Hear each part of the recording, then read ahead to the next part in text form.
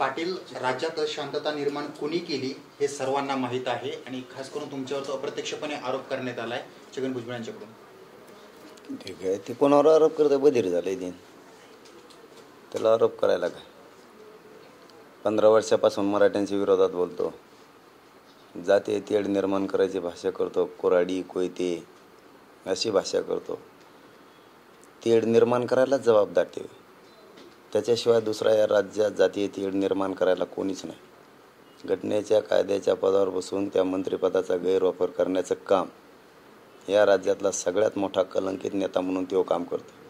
एका जातीचं काम करता येत नसून एका जातीचं काम करतो आणि जातीत काम करायला हरकत नाही, परंतु जातीय तेढ निर्माण करून दंगली भडकवण्याचं काम त्याच्या हातातून होतं आहे.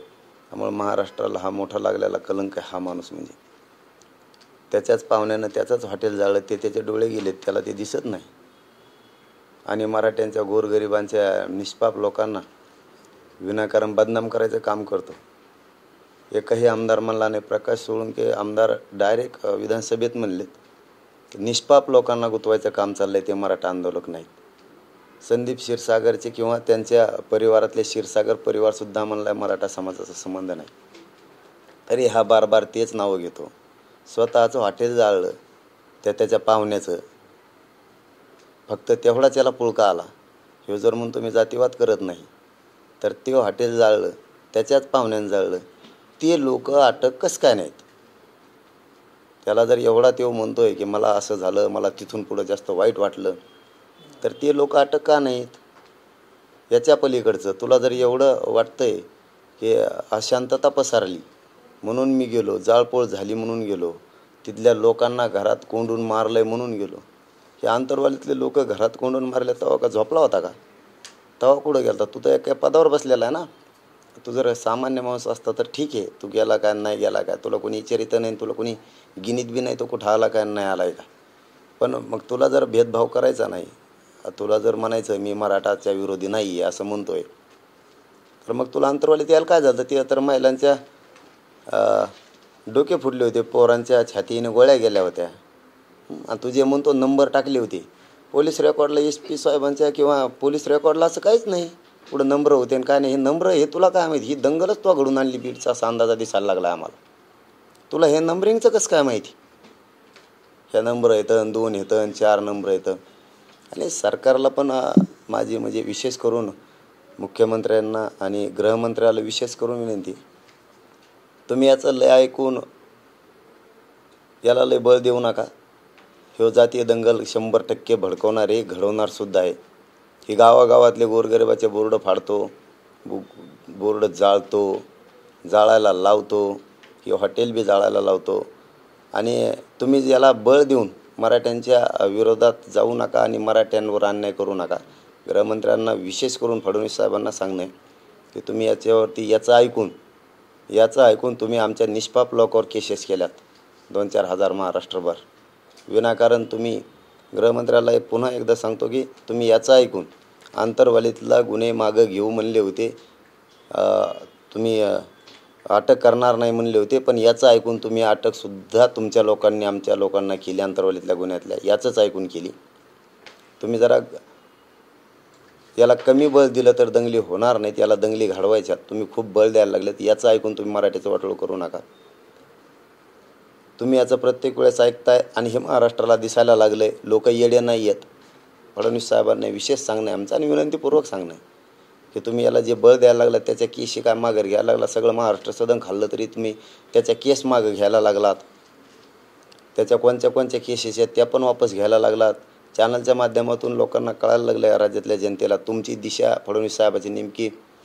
अन्याय होतोय त्यांना न्याय देणाऱ्याकडून तुम्ही आहेत की ज्यांनी पूर्ण भ्रष्टाचार करून पूर्ण महाराष्ट्र खाल्ला त्याला साथ द्यायची. हे लोकांच्या लक्षात यायला लागलं आहे. गोरगरीब या आंतरवालीच्या लोकांनी महाराष्ट्रातल्या पोरं विनाकारण गुंतवले जायला लागलेत. तुम्ही त्याचं ऐकून गुंतवायला लागलात. हे लोकांना फडणवीस साहेब कळायला लागले. तुम्ही जरा त्याला समज देण्याऐवजी तुम्ही त्याला बळ द्यायला लागलात. बहुतेक असं दिसतं की फडणवीस साहेब त्याला ताकद देऊन मराठ्यांच्या विरोधात उतरायला लागलेत. ह्यो गैरसमज फडणवीस साहेब तुमच्याबद्दल मराठ्यांचा होऊ नये ही तुम्हाला माझी विनंती आहे. तुमच्यावर आम्ही आरोप नाही करत, पण तुम्हाला विनंती आहे, तुमच्याबद्दलचा महाराष्ट्रात गैरसमज पसरू नये.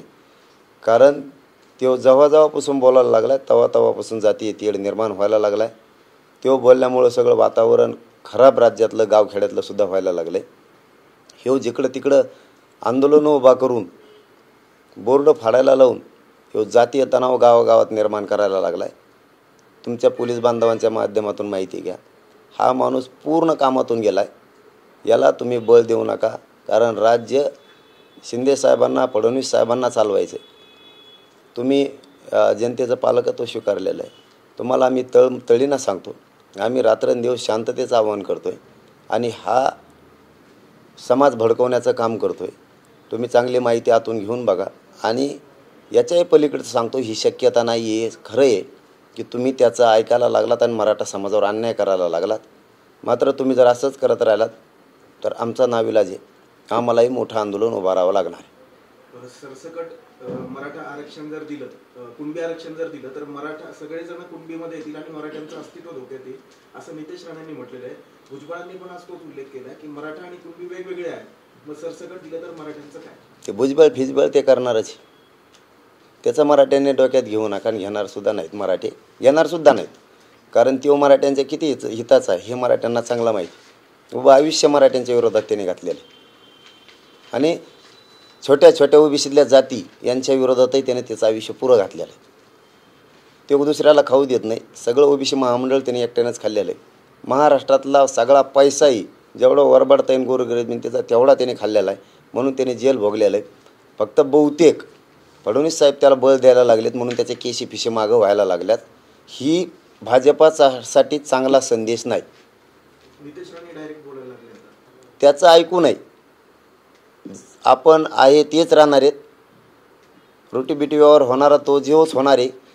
आरक्षण म्हणजे ही सुविधा आहे केंद्राची आणि राज्याची. ही प्रत्येकालाच आहे. प्रत्येकाची जात जशाला तशीच राहिलेली, काहीही होत नाही. त्यांनी त्यांचा गैरसमज दूर करावा, पण याचं ऐकू नये. कारण हा माणूस याच्याकडून ओढून आपल्याच जातीचं गोरगरिबांच्या लेकराचं तुम्ही वाटोळं होऊ देऊ नका, याच्यावरती भर द्या. हा माणूस प्युअर जातीवादी ही साधे ओबीसींच्या त्यांच्या छोट्या जातीला सुद्धा खाऊ द्या ना. धनगर बांधवांच्या आरक्षणाबद्दल तुझी भूमिका स्पष्ट कर, तरी हा करत नाही. याला फक्त धनगर गोरगरीब बांधवांचा वापर करायचा आहे.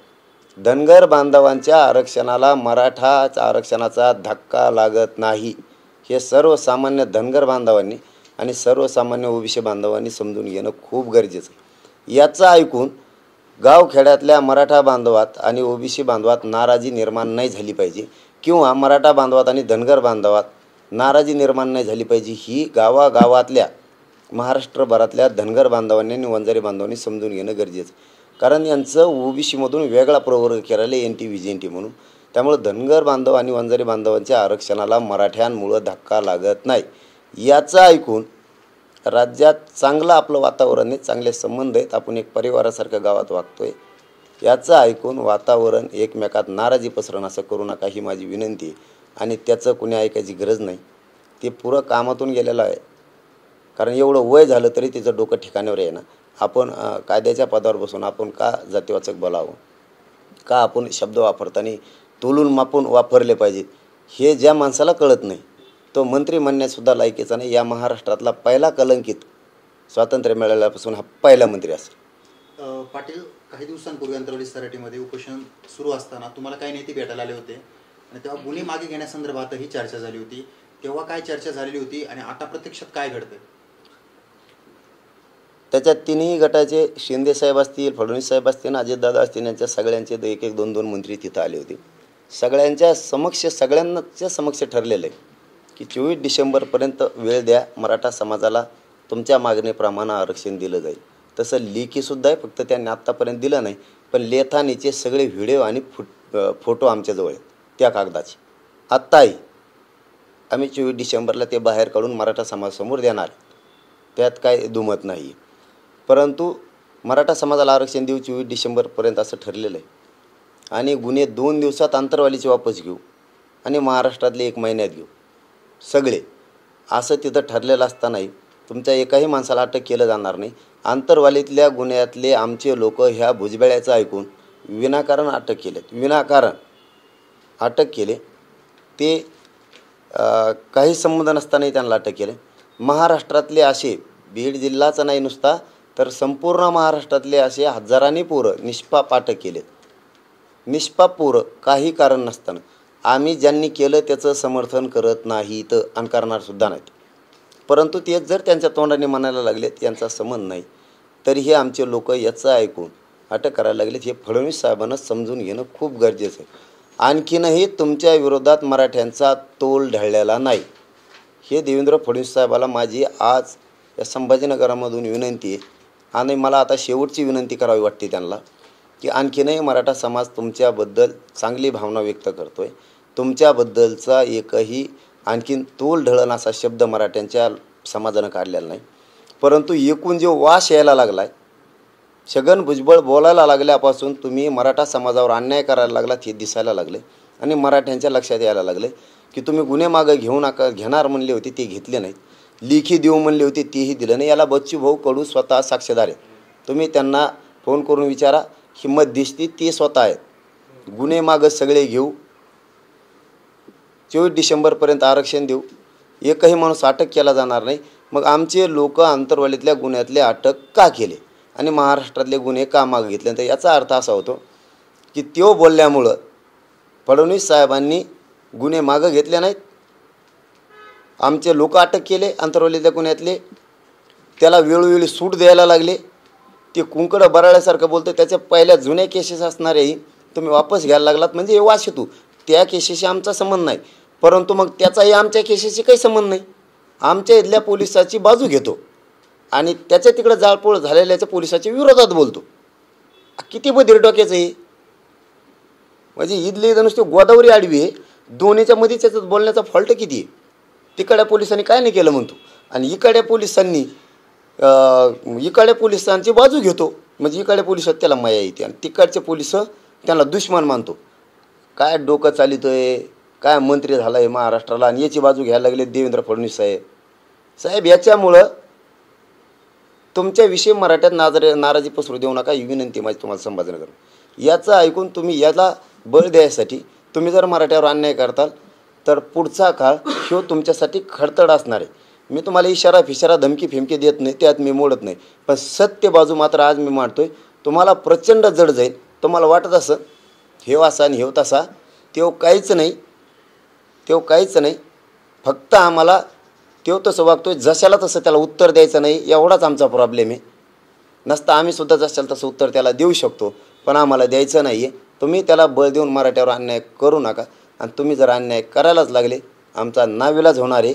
मराठा समाजात नाराजी तुमच्याविषयी जर पसरली तर तो रोज तुम्हाला पत्करावा लागणार. अमुक तारखेला आरक्षण द्या अशी मागणी करणं हा बालिशपणा आहे. सरसकट आरक्षण द्या ही मागणी करणं चुकीचं आहे असं छगन भुजबळ अप्रत्यक्षपणे तुमचं नाव न घेता तुमच्या मागणीला बालिशपणा म्हणाले. मी म्हणलं ना ते बधीर झालेलं आहे. त्याला काहीच कळत नाही. ते वय झालं आहे. वय झालेला माणूस सल्ले देऊन मार्गदर्शन करत असतो. याचं मार्गदर्शनच बधीरपैकी आहे. म्हणजे हे काय आता फुकटचं खाल्लेलं असलं कसंच होतं. आरक्षण फुकटचं खाय, अतिक्रमण केलेलं खाय, महामंडळ त्यांचंच खाय. परत आमच्या अण्णासाहेब पाटील विकास महामंडळासुद्धा घुसखोरी यांची तरी आम्ही काय म्हणत नाहीत. यांच्या कित्येक तरी समाजानं महामंडळातून घेतलं तरी आमचा कोणाचा विरोध नाही. सारथीमध्ये सुद्धा घुसतेत तरीही आमचा विरोध नाही आहे. याला खायची सवय आहे आणि तारीख आम्ही नाही दिली म्हणा. डोकं नीट वापरे जाय. कारण आम्ही बालिश नाही आहेत. कारण डंगार झालेल्या माणसानं थोडं बुद्धीचा वापर केला पाहिजे. म्हाताऱ्या माणसानं जरा कंट्रोल ठेवला पाहिजे भाषेवर. तेव्हा समोरचा कंट्रोल ठेवत असतो. आपण कंट्रोल ठेवला तर समोरचा ठेवतो. आणि सामान्य माणसाकडून एखादबार कंट्रोल जर ढळला तर मंत्र्यांनी ही पालकत्वाची भूमिका असते. त्यांनी योग्य मार्गदर्शन करायचं असलं असं बदिरवणी येडपटासारखं बोलायचं नसतं. तू काय बोलतो आणि काय नाही बोलत हे तुला कळायला पाहिजे. कारण वेळ सरकारनं आमच्याकडून घेतला. एवढं तरी डोकं आहे का तुला. आम्ही नाही दिला सरकारनं आमच्याकडून वेळ घेतला. एवढं तरी डोकं पाहिजे तुला. याला कशाला सरकार जवळ करतं. हे देवेंद्र फडणवीस साहेबांचा कार्यक्रम केल्याशिवाय राहत नाही हो 100%. कारण हे ओबीसीचा नेताच नाही आहे. कारण याला मानितच नाही.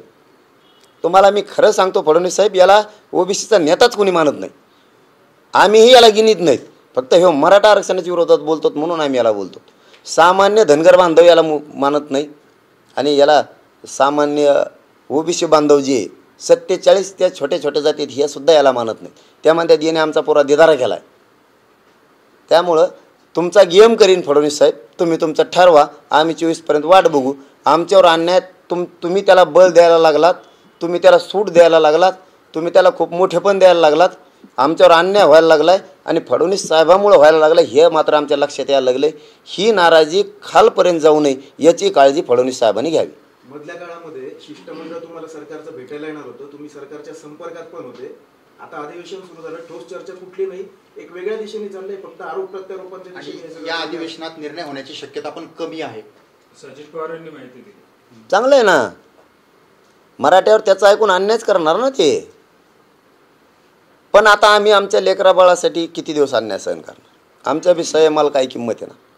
त्याच्यासाठीच आम्ही 17 तारखेला बैठक लावली. ते किती हुशार आहेत, किती शहाणे आहेत. शेवटी जनता जनता आहे. तुम्हाला त्या गादीवर बसवणारीच जनता आहे. तिला गादीवर बसवता येतं, पायदडी तुडवता येतं, कुणी असू देऊ. अरे मी असू, तुम्ही असू, नाही तर ती असू, जनता जनता आहे. तुम्हाला त्या राजगादीवर बसवलं, ह्या सामान्य जनतेला तुम्हाला पायाखाली तोडवायला लोळायला काही वेळ लागणार नाही. आम्ही 17 तारखेला बैठक ठेवली. आम्हाला तुमचे पाळण्यातले पाय दिसायला लागलेत. तुमचे पाळण्यातले पाय आम्हाला दिसायला लागलेत. तुम्ही काय करणार आहे? कारण ज्या दिवशी आमचे लोक अटक झाले त्या दिवशीच आम्ही सावध झालो की हे त्याचं ऐकून, त्या येडापटाचं ऐकून मराठ्यांचे पोरं गुतवणार आहेत, एक केशी मागं घेणार नाहीत. आम्हाला तेव्हाच कळालं होतं की आम्हाला एक विश्वास होता की देवेंद्र फडणवीस साहेब एकदा शब्द दिल्यावर आता मागं नाही फिरायचे. पण पुन्हा एकदा असं झालं की देवेंद्र फडणवीस साहेबांनी शब्द फिरविला आणि त्याच्या पाठीशी उभा राहिलात. तुम्ही त्याच्याच पाठीशी उभा राहा, त्याच्याच गळ्यात हात टाकून हिंडा. आम्ही 24 तारखेपर्यंत तरीही तुमच्या तिघावर विश्वास ठेवणार आहेत. आरक्षण देतील, गुन्हे मागं घेतील, कोणाला अटक होणार नाही याच्यावरती आम्ही 24 तारखेपर्यंत विश्वास ठेवू. त्याच्यानंतर आम्ही आमचं ठरवू.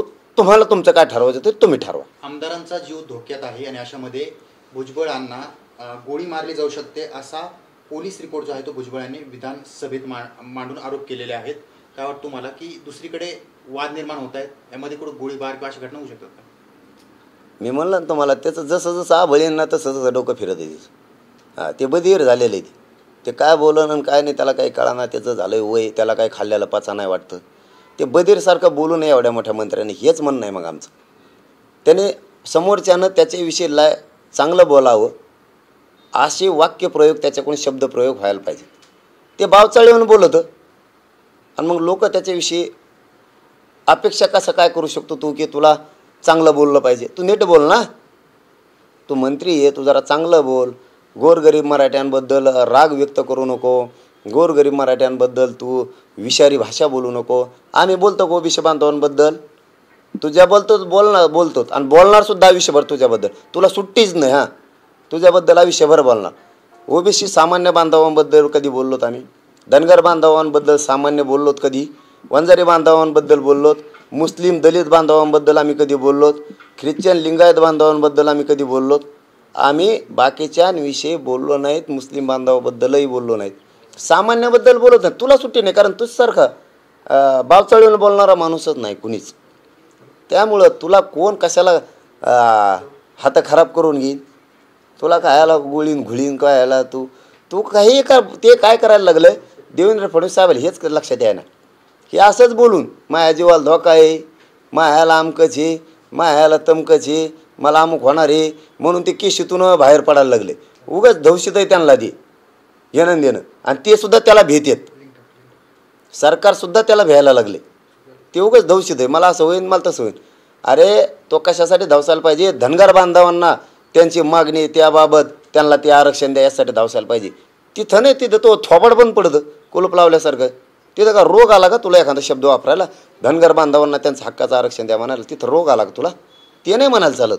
इकडं तिसरंच घाबरायचं, मला कुठं गोळी लावतेन, मला कुठं अमुक लावतेन, तुझ्यावर कोणी गुलाल टाकणार नाही नीट. तो याकडे कोण हुंगून बघत आहे, तुला कोण गोळी काय ह्याला काय मारतंय रे?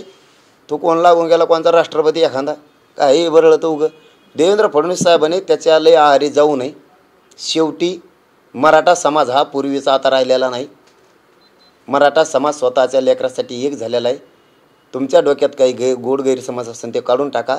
मराठा समाज आता पूर्वीसारखा राहिलेला नाही. मराठा समाज एकजूट झालेला आहे आणि एका ताकदीनं मराठा एका बाजूने ह्यावेळेस राहणार आहे. हे तुम्हाला दिसल, थोड्यात दिसल. अजित पवारांनी माहिती दिली 15 डिसेंबरला शिंदे समितीचा अहवाल ते विधानसभेत मांडला जाणार आहे. मग तर चांगलं आहे ना. 15 डिसेंबरला जर त्यांनी मांडला तर 16 डिसेंबरला महाराष्ट्रातल्या सरसकट मराठ्यांना ओबीसीचं आरक्षण देण्यासाठी कायदा पारित करावा. तुम्ही नाही केला तर मराठा टीव्हीकडेच बघून आहे. सध्या टीव्हीच बघतोय, चॅनल बघतोय. कोणचा आमदार मंत्री आपल्या बाजूनं बोलणारे, सरकारनं कोणते शब्द दिले ते पाळणार आहेत का? नसता आम्ही 24 डिसेंबरच्या नंतर लढायला सज्ज आहेत आणि सरकारला चांगलं माहीत आहे आम्ही जे जे बोललो ते करून दाखवलेलं आहे. हां, आम्ही सज्ज आहेत लढायला, आम्ही शांततेत लढणार. पण तुम्हाला जड जाणार आहे हे तेवढंच खरं. तुम्ही त्याचं ऐकताना आणि मराठ्यावर अन्याय करताना आरक्षण कसं देत नाहीत तुम्ही ते आम्ही 24 डिसेंबर नंतर बघतो. समजा शिंदे अहवाल जर आरक्षणाच्या बाजूने नसला तर 17 तारखेच्या तुमच्या बैठकीचं स्वरूप काय असेल आणि 10 दिवस आता 24 तारखेला बाकी आहे तर सरकार 17 तारखेला काय नेमकं धोरण असणार? नाही, आता 17ला समाजाला आम्ही बोलवलेलं आहे पुढचं आंदोलनाची दिशाबाबत. यांचं काय देणार? हा यस पॉझिटिव्ह यांचं कसं हे यांच्यापाशी हे किती बोलणार आहे अधिवेशनात याबद्दलही सुरू आहे. आम्ही आता वाट बघणार आहे 24 डिसेंबर. आम्ही आमच्या तयारीला आहेत. आम्हाला दगाफटका होण्याचे चान्सेस आत्तापर्यंत नव्हते, पण जेव्हापासून यांनी स्टेटमेंट बदलायला सुरुवात केली आणि त्याला झुकतं माप द्यायला सुरू केलं तेव्हापासून आमच्या लक्षात आलं की हे आपल्या 6 कोटी मराठ्यांची फसवणूक करायला लागलेत एका माणसासाठी. मग एक माणूस मोठा का 6 कोटी मराठी मोठी, ही आता मराठ्यांना विचार करण्याची वेळ आलेली आणि मराठ्यांनी ते केलेला आहे. जर सरकारला ते एकटा पाहिजे असेल तर 6 कोटी मराठ्यांशी तुम्हाला खेट नाही. उद्या 6 कोटी मराठ्यांच्या दारात सुद्धा उभं राहायचं नाही. सारथीचा प्रश्न पुन्हा गंभीर आहे की सारथीला जे दिलं ते पण महाज्योतीला द्यावं, कारण सारथीला तुम्ही सर्व काही देताय, महाज्योतीला दिलं जात नाही असं प्रत्यक्षपणे छगन भुजबळ म्हणाले. परत म्हणून तुम्ही जातीवाद करत नाही. सगळा समाज मला सारखं आहे. बधीर डोक्याचं आलाच परत तिथं. आम्हाला तेवढीच आहे ती बी याला टोकरायला लागली. तुला आरक्षण खातो, ओबीसी महामंडळ सगळं खातो, महाज्योतीच्या सुविधा आहेत, परत ओपनमध्ये येतो, EWS खातो, परत अण्णासाहेब विकास महामंडळात फायली करतो, खातो तरी किती? तरी देवेंद्र फडणवीस साहेब त्यालाच बळ देणार, त्याचंच ऐकणार, मराठ्यावर अन्याय करणार. साहेब पहिले दिवस नाही राहिले फडणवीस साहेब. तुम्हाला या महाराष्ट्राचा एक नागरिक म्हणून मी विनंतीपूर्वक सांगतो, मराठा समाज आता हा पाहिला राहिला नाही. खेकड्यावनी एकामेकाला ओढत नाही. मराठ्यांनी सध्या एकमेकात आपसातमध्ये भांडण करायसुद्धा बंद केलेलं आहे. माहिती नाही म्हणून हे सांगायचं नव्हतं तरी सांगतो. मराठी खूप शहाणपणाच्या भूमिकेत सध्या आलेले आहेत. स्वतःचं लेकरू आणि त्याला आरक्षण, स्वतःच्या पोराच्या भविष्यासाठी लढायचं हे मराठ्यांनी आता ठरवलेलं आहे. जरा तुमच्या डोक्यात जर गोड गैरसमज काही असला, समाज असा आहे तसा आहे, तुमच्या पाठीमागं तुम्ही थोडासा मोठा केलेलाच राहणार आहे. सामान्य मराठ्यांची नाराजी सरकारनं अंगावर घेऊ नका आणि त्याचं ऐकून जर तुम्ही आमच्यावर अन्याय केला तर तुम्हाला येत्याच काळात दिसणार आहे मराठा समाज काय चीज आहे, राज्याचं चित्र आंदोलनाचं शांततेचं कसं असणार. 17 तारखेला बैठक कुठं होणार आहे आणि कोण कोण नेते किंवा समाजाचे कोण कोण प्रतिनिधी उपस्थित असतील? 17 तारखेला पाऊस नसला तर आंतरवलीत होणार आहे. पाऊस असला तर आसपास तिथंच मोठं मंगल कार्यालय आहे की 2-3 खूप मोठमोठाले आहेत आसपास तिथं शेजारी, तिथं घेणार आहेत. हे आपण 6 दिवसापासून सांगतोय. बैठकीला महाराष्ट्रातले सगळे स्वयंसेवक, कार्यक्रम जिथं जिथं झालेत ते महाराष्ट्रातले सगळे स्वयंसेवक येणार आहेत, आयोजक येणार आहेत महाराष्ट्रातले सगळे. त्याच्यामध्ये साखळी उपोषण करते महाराष्ट्रातले सगळे, आमरण उपोषण करते महाराष्ट्रातले सगळे येणार आहेत आणि डॉक्टर, वकील ही मंडळी येणार आहे. व्यावसायिक,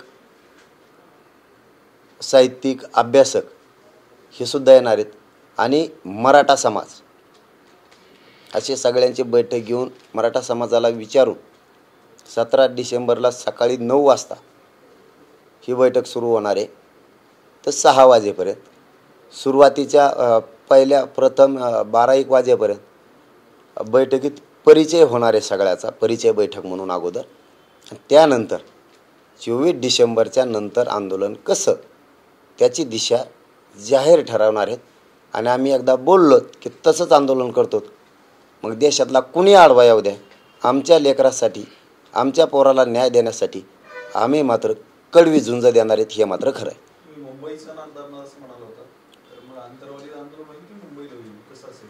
नाही, आता ते 17 तारखेला आम्ही सगळे एकत्र बसून ठरवणार काय करायचं. आणि जी दिशा ठरल ती फायनल, ती तुकडा फायनल. आम्ही ते जाणार, पण आंदोलन कुठं जाणार, कसं करणार ते होणारं मात्र शांततेत, याच्यावर आम्ही ठाम आहेत. त्याचं म्हणणं आहे जातीय तेढ निर्माण होऊन दंगली झाल्या पाहिजे. आमचं म्हणणं आहे राज्यात शांतता राहिली पाहिजे, पण आंदोलन शांततेत होणार. सरकारला मात्र त्याचं जर ऐकलं, मराठ्यावर जर अन्याय केला, त्यांनी याच्यावर गांभीर्यानं मग विचार करावा. त्यांना हे पुढचा काळ जड जाणार.